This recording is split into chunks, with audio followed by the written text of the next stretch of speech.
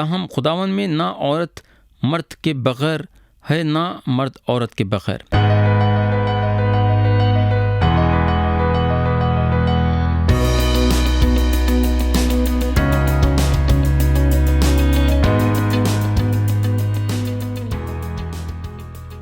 خداوند یسوع مسیح کے نام سے السلام علیکم۔ پیارے بھائی اور بہن، آپ لوگوں کو یاد ہوگا کہ گئے وقت ہم کرنتیوں کے نام پولس رسول کا پہلا خط باب 10 اور اس کی آیت 6 سے غور کرنا شروع کرے تھے اور آیت 28 تک غور کرے۔ اب ہم کلام کے نئے حصے پہ آئیں گے اور پڑھیں گے آیت 29۔ یہاں لکھا ہوا ہے، دینی امتیاز سے میرا مطلب تیری امتیاز نہیں بلکہ اس دوسرے کی، بھلا میری آزادی دوسرے شخص کی امتیاز سے کیوں پرکھی جائے۔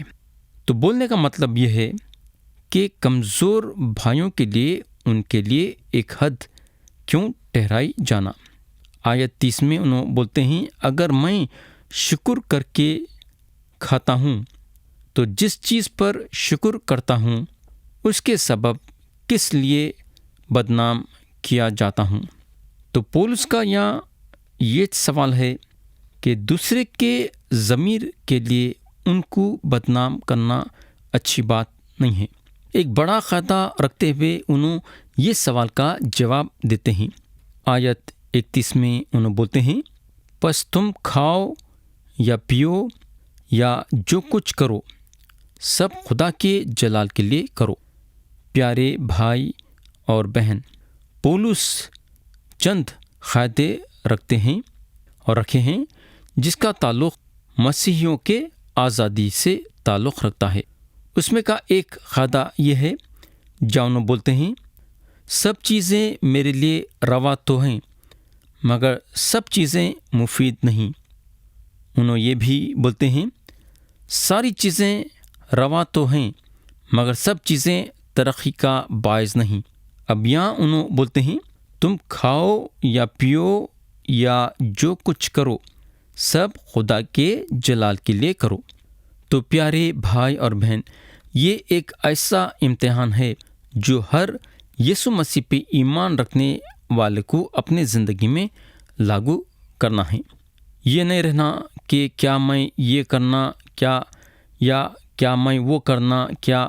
بولنے کا مطلب یہ ہے، مسیحی لوگوں کے زندگی میں یہ بات نہیں ہونا چاہیے، بلکہ ایک مسیحی یہ دیکھنا ضروری ہے کہ جو بھی انہیں کر رہا ہے خدا کے جلال کے لیے کر رہا ہے یا نہیں۔ تو اس کے زندگی میں یہ بات دیکھنا ضروری ہے۔ مگر افسوس کی بات یہ ہے کہ تھوڑے لوگ جو مسیح پہ ایمان لائے ہیں خدا کے جلال کے لیے کلیسیا میں بھی شامل ہونا نہیں چاہتے۔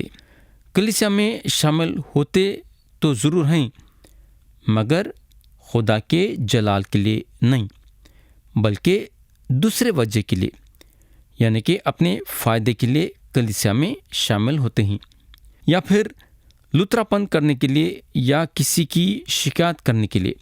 خدا کے جلال کے لیے یہ لوگ کلیسیا میں شامل نہیں ہوں گے۔ تو یہاں خدا کا کلام صاف صاف بتاتا ہے کہ ہم جو بھی کرنا ہے خدا کے جلال کے لیے کرنا ہے۔ تو پیارے بھائی اور بہن، اگر آپ کلیسیا کو کسی کی شکایت کرنے جاتے ہیں اور خدا کے جلال کے لیے نہیں جاتے ہیں تو آپ کلیسیا میں شامل ہونے سے نہیں ہونا بہتر ہے۔ خدا آپ کے اور میرے یہ چال کو پسند کرنے والا نہیں ہے۔ تو جو بھی کرو خدا کے جلال کے لیے کرو۔ آیت 32 پڑھیں گے۔ یہاں پولس بولتے ہیں، تم نہ یہودیوں کی ٹھوکر کے باعث بنو، نہ یونانیوں، نہ خدا کی کلیسیا کی۔ تو یہاں پولس ساری دنیا کو 3 حصوں میں بانٹتے ہیں، یہودی، یونانی یعنی کہ غیر قوم والے، اور خدا کی کلیسیا۔ اس میں سے تھوڑے بہت لوگوں کا الگ الگ ایمان ہے۔ مثال کے طور پہ اگر آپ ایک یہودی کو اپنے گھر بلائیں گے اور کھانے کے لیے اس کے سامنے سور کا گوشت رکھیں گے تو انہیں بگڑ جائیں گا، یعنی کہ آپ اس کے خلاف کام کرے ویسا ہے۔ ایک ایمان رکھنے والا دوسرے سے اتنی محبت رکھنا کہ اس کی چال چلن دوسرے کو تکلیف نہیں پہنچائے ویسا۔ اگر ہم یونانیوں میں بھی دیکھیں گے تو کئی چیزیں ہیں جو ان لوگوں کو پسند نہیں ہیں۔ ان لوگوں کو سب کو خوش رکھنا ناممکن کی بات ہے، مگر ہم اتنا ضرور کوشش کرنا کہ جس سے ہمارا روز اٹھنا بیٹھنا اور بات چیت ہوتی ہے اس کے دل کو تکلیف نہیں پہنچائے ویسا ہم دیکھ لینا۔ ہمارے چال چلن کے ذریعے سے اس کو تکلیف نہیں پہنچنا، نہ ہم ہماری چال چلن کے ذریعے سے خدا کے کلیسا کو تکلیف پہنچانا۔ ایک صاحب بتا رہے تھے کہ چند لوگاں ان کے پاس آئے اور ان کو بتانے کو لگے کہ ان لوگاں جس کلیسیا میں شامل ہوتے ہیں وہ کلیسیا ان کو ڈانٹی، کیونکہ جس طرح کے کپڑے ان لوگاں پہنتے تھے وہ کپڑے کلیسیا کو پسند نہیں تھے۔ تو یہ لوگاں جن کو کلیسیا ڈانٹی یہ صاحب سے یہ پوچھنے لگے کہ کیا وہ کلیسیا غلطی پہ ہے کیا؟ تو یہ صاحب بتانے کو لگے کہ دونوں غلطی پہ ہیں، کپڑے پہننے والے بھی غلطی پہ ہیں اور ڈانٹنے والے بھی غلطی پہ ہیں۔ کلیسیا اس لیے غلطی پہ ہے کیونکہ کلیسیا یہ لوگوں کی شکایت کرنے کو لگے کہ کس طرح سے یہ لوگ کپڑے پہنتے ہیں، اور یہ لوگ بھی غلطی پہ تھے کیونکہ جب یہ لوگ جانتے تھے کہ کلیسیا کو ایسے کپڑے پہننا اچھا نہیں لگتا ہے تو یہ لوگ کیوں پہننا اور کیوں پہنے۔ تو پیارے بھائی اور بہن، ہم کو کلام میں بتایا گیا ہے کہ ہم ہماری چال چلن کے وجہ سے دوسروں کو تکلیف نہیں پہنچانا، نہ یہودیوں کو، نہ غیر قوم والوں کو، نہ خدا کے کلیسیا کو۔ تو سارا انسانی گھرانہ اس میں شامل ہے۔ آج انسان کا گھرانہ 3 حصوں میں بٹا ہوا ہے، یہودی اور غیر قوم والے اور خدا کی کلیسیا۔ مگر ان میں سے ایک دن خدا کی کلیسیا یہ دنیا میں سے اٹھائی جائیں گی، اور اس کے بعد یہودیاں اور غیر قوم والے یہ دنیا میں رہ جائیں گے، اور خدا کے پاس ان لوگوں کے لیے ایک زبردست پروگرام ہے جو اس وقت ہوگا۔ اب ہم آیت 33 پڑھیں گے جو کہ باب 10 کی آخری آیت ہے۔ چنانچہ میں بھی سب باتوں میں سب کو خوش کرتا ہوں اور اپنا نہیں بلکہ بہتوں کا فائدہ ڈھونڈتا ہوں تاکہ وہ نجات پائیں۔ تو پیارے بھائی اور بہن، جو بھی ہم کرتے ہیں خدا کے جلال کے لیے کرنا چاہیے۔ پولس بولتے ہیں بس تم کھاؤ یا پیو یا جو کچھ کرو سب خدا کے جلال کے لیے کرو۔ پیارے بھائی اور بہن، ایک عورت جو یسوع مسیح میں ہے برتنہ دھو سکتی اور زمین بھی خدا کے جلال کے لیے صاف کر سکتی۔ ایک آدمی جو یسوع مسیح میں ہے گھاس بھی خدا کے جلال کے لیے کاٹ سکتا ہے، اور ایک گڑھا بھی خدا کے جلال کے لیے کھود سکتا ہے۔ آپ جو بھی کر رہے ہیں، اگر آپ خدا کے جلال کے لیے نہیں کرتے ہیں تو آپ کو وہ کام کرنا نہیں چاہیے۔ اگر ہم جو بھی خدا کے جلال کے لیے کریں گے، ہم دنیا کے سامنے بہت بڑی گواہی بنیں گے، اور لوگ ہمارے اس طرح کے زندگی کو دیکھ کے یسوع مسیح پہ ایمان لائیں گے۔ لوگوں کو مسیح کے طرف رجوع ہونے کے لیے ہمارے زندگی کے ذریعے سے خدا کا جلال ظاہر ہونا چاہیے۔ تو یہاں ختم ہوا باب 10۔ اب ہم اٹھائیں گے باب 11 اور پڑھیں گے اس کی آیت 1۔ یہاں پولس بولتے ہیں تم میری مانند بنو جیسا میں مسیح کی مانند بنتا ہوں۔ پیارے بھائی اور بہن، اب یہاں سوال یہ پیدا ہوتا ہے کہ پولس ایسا کیوں بولے کہ میری مانند بنو؟ میرے بھائی، یہاں پولس اپنے آپ کو نہیں چڑھا رہے تھے۔ انہوں اپنے بارے میں یہ نہیں سوچے کہ انہوں ایک بے گناہ انسان ہیں۔ یہ وقت پہ جو ہے کورنتھیوں کی کلیسیا مسیح کی زندگی اور ان کے خدمت گزاری کے بارے میں نہیں جانتے تھے۔ पौलुस उन लोगों को ये नहीं बोल सके कि उन लगा मसीह की वजह से बनना, क्योंकि उस वक़्त खुशखबरी लिखी नहीं गई थी। तो उन लोगों को यीशु मसीह के बारे में नहीं मालूम था कि मसीह कैसे हैं। तो ये कोरिन्थियों के ईमान रखने वालों को वो मसीही इंसान के तरफ इशारा करना ज़रूरी था जो मसीही इंसान पे उन लगा भरोसा रख रहे थे। पौलुस जो हैं 2 बरस कोरिन्थ में रहे और लोगों को उन पे पूरा भरोसा आ गया था।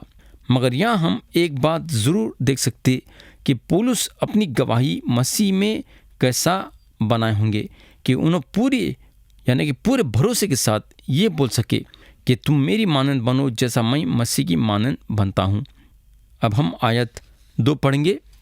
लिखा है, जहाँ पौलुस रसूल बोलते हैं, मैं तुम्हारी तारीफ़ करता हूँ कि तुम हर बात में मुझे याद रखते हो और जिस तरह मैंने तुम्हें रिवायतें पहुँचा दी तुम उसी तरह उनको बरकरार रखते हो। तो यहाँ अगर हम देखेंगे तो उन लोगों की तारीफ़ करते हैं। उन्होंने इसलिए तारीफ़ करते हैं क्योंकि उन लोग उनको याद से अपने दुआओं में रखे हैं और देने का भी ख्याल करे हैं और वो बातों पे चल रहे थे जो बातें उन्होंने उन लोगों को सिखाए थे। आयत 3 पढ़ेंगे। बस मैं तुम्हें आगाह करना चाहता हूँ कि हर मर्द का सिर मसीह और औरत का सिर मर्द और मसीह का सिर खुदा है। तो यहाँ कलाम बताता है कि औरत का सिर मर्द है। यहाँ सिर का इसलिए इस्तेमाल नहीं किया गया है कि बड़पन बताए या किसी को अपने ख्वाबों में रखे, बल्कि सिर का मतलब है ज़रिया, क्योंकि आदमी को पहले बनाया गया। तो औरत मर्द के ज़रिए से अपना जीना क़ायम करती है, जैसा आदमी मसीह के ज़रिए से अपना जीना क़ायम करता है और मसीह अपना जीना खुदा के ज़रिए से क़ायम करते हैं। अब हम आयत 4 पढ़ेंगे।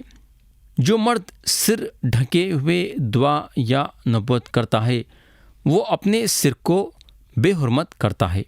वो ज़माने के जो यहूदी लोगों के उस्ताद थे ये सिखाते थे कि एक आदमी अपना सिर ढकना चाहिए। पौलुस बोलते हैं कि लोग मूसा और उनके निखाब का गलत माना लिए। कुरिन्थियों का दूसरा खत बाब 3 और उसकी आयत 13 में लिखा हुआ है, और मूसा की तरह नहीं है जिसने अपने चेहरे पर निखाब डाली ताकि बनी इसराइल उस मिटने वाली चीज़ के अंजाम को ना देख सकें।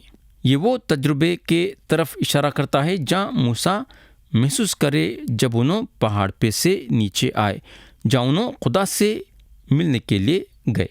जब उन्होंने पहली मर्तबा नीचे आए तो उनका चेहरा चमकने लगा, मगर थोड़े देर के बाद उस चेहरे पे जो चमकाहट थी कम होने को लगी।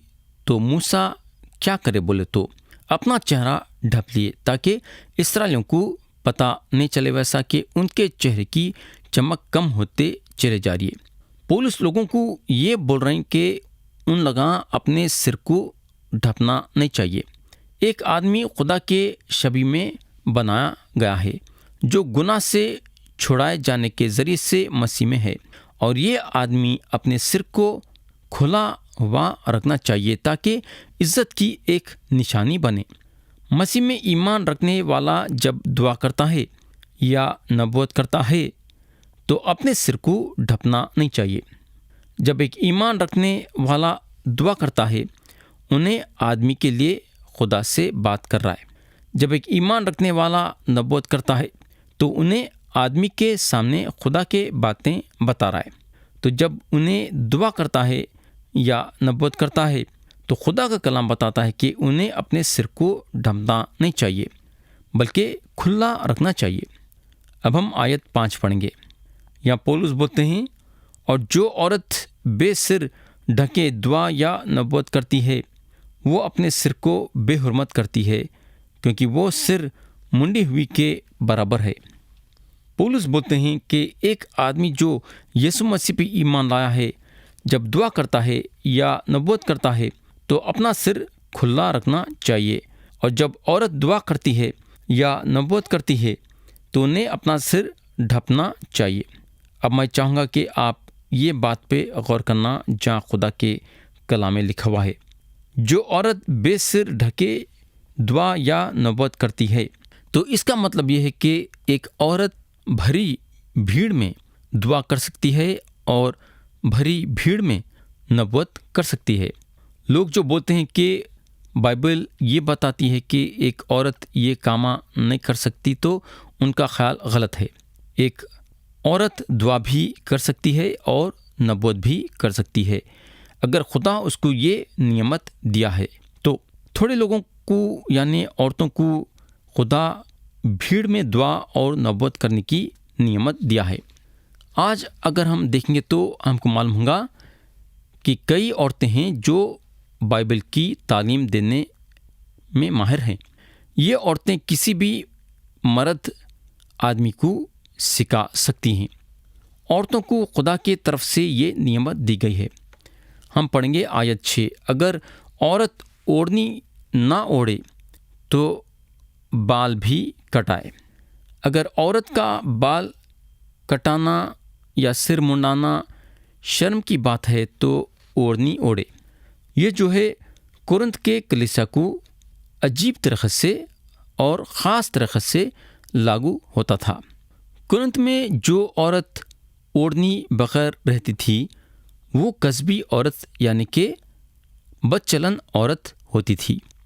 تو کرنت کے کلیسا میں جو عورتیں تھے اس میں سے چند عورتیں تھے بولنے کو لگے کہ ہر چیز میرے لیے واجب ہے، اس لیے میں میرا سر نہیں ڈھپوں گی۔ پولس بولتے ہیں ایسا نہیں ہونا چاہیے، کیونکہ اوڑھنی کا مطلب یہ ہے کہ اپنے آپ کو آدمی کے حوالے نہیں کرنا ہے بلکہ خدا کے حوالے کرنا ہے۔ مگر یہ کرنت کے عورتوں کو لاگو ہو رہا تھا۔ کیا ہمارے دنوں میں یا ہمارے برادری میں لاگو ہوتا ہے کیا؟ سوچو پیارے بھائی اور بہن، اگر ایک عورت رہبری کرتی ہے تو انہیں اوڑھنی اوڑھنا ضروری ہے۔ کلام کے دوسرے حصے میں ہم کو اس کے بارے میں زیادہ جانکاری دیں گے۔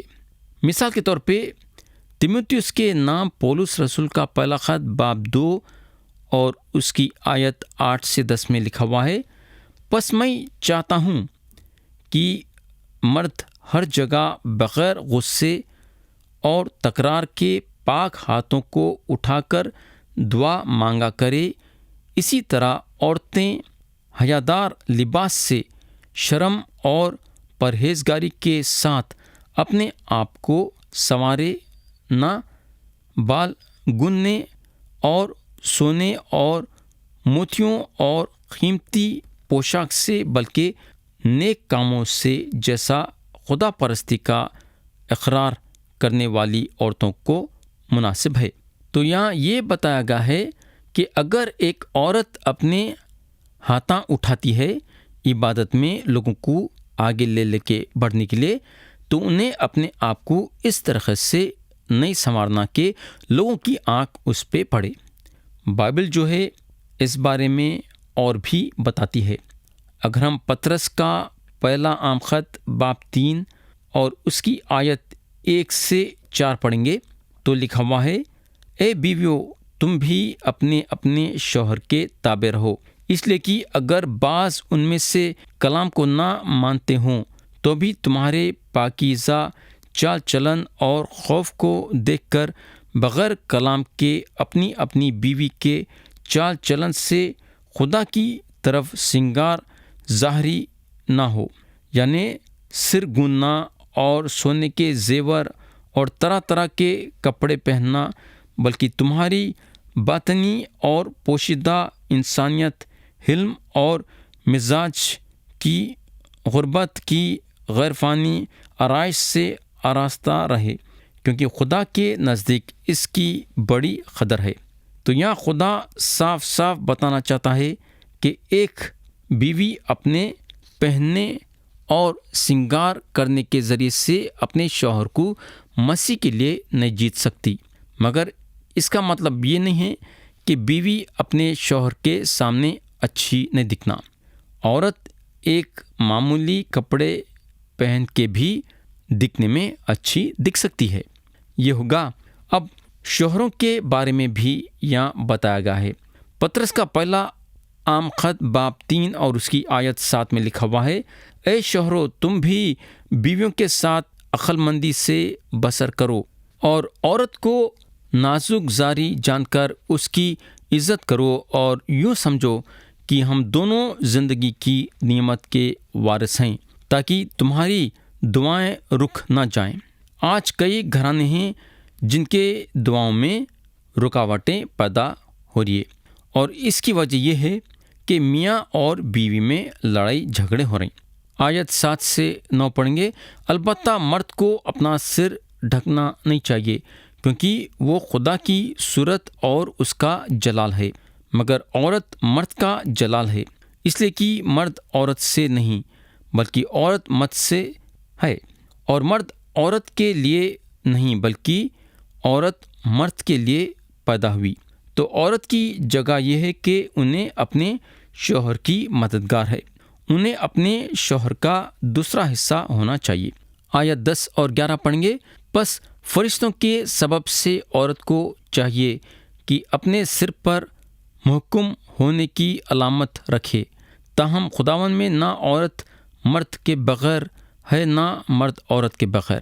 تو عورت کی طاقت یہ ہے کہ عورت جو ہے اپنے شوہر کو پکڑے رہنا، کیونکہ انہیں ایک عورت ہے، اور شوہر اپنی بیوی کو پکڑے رہنا کیونکہ انہیں اس کا شوہر ہے۔